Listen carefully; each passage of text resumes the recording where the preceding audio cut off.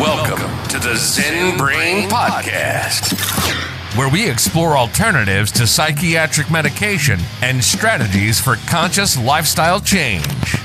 Here's your host and philosophical entertainer, Michael Pierce. Michael Pierce.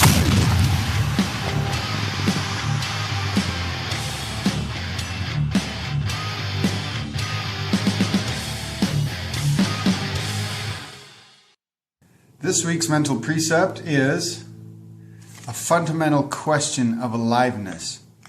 And it's, what am I willing to experiment with?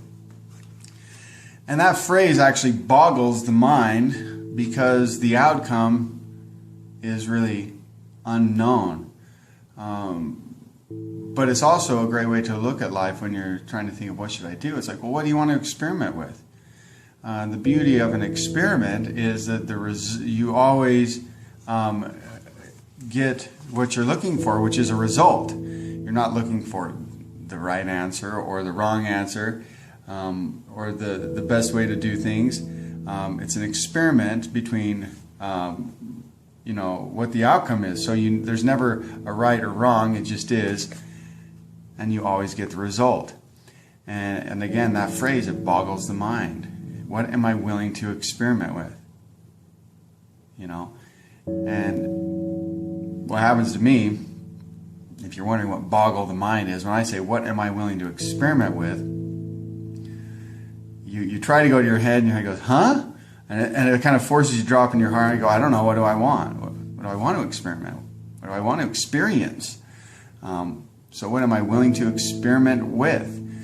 And I like that angle because it's really unknown, and a new way I am really enjoying looking at life is this idea of novelty. And if you are wanting to create something in life that is novel, it means that it's always going to be new and different and unique. That's what novelty is. The way I understand it is it's never happened before.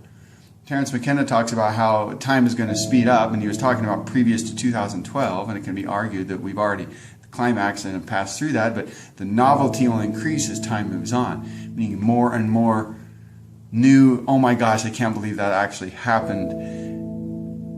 That's never happened before. Or I've even thought, is there places in wilderness where you can walk and nobody's ever put their foot there before?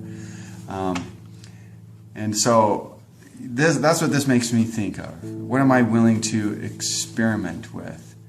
Or what do I want to experiment with, and to see what happens? What's the result? Surprise me, right? If you decide that you want to create novelty, you can never go wrong. And just an idea to leave you with. If novelty is what you really wanted to create and manifest in your life, so uniqueness and newness and difference that never happened before, and adventure, however you want to describe that word for you, when it's novel, think about how that manifestation comes, how money and security and stuff relates to that.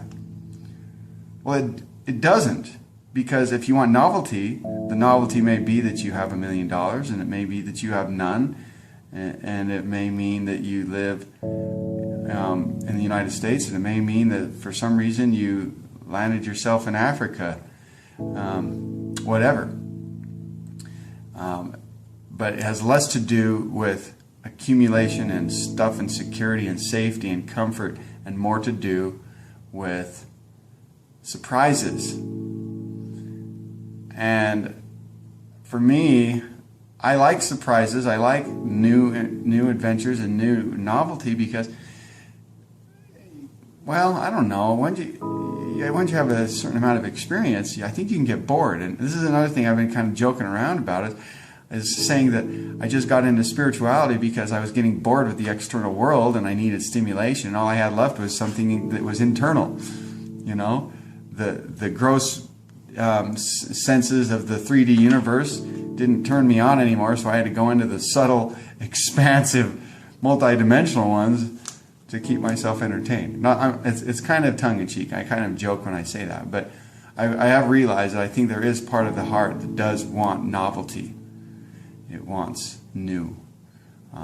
And and I think the reason is because that keeps expanding us. If you keep doing the same thing over and over, that's not really going to expand you. But you have new experiences, good or bad or ugly, at least you're expanding and you now know more and expand more and have more compassion, understand more, and at least theoretically become a more full self.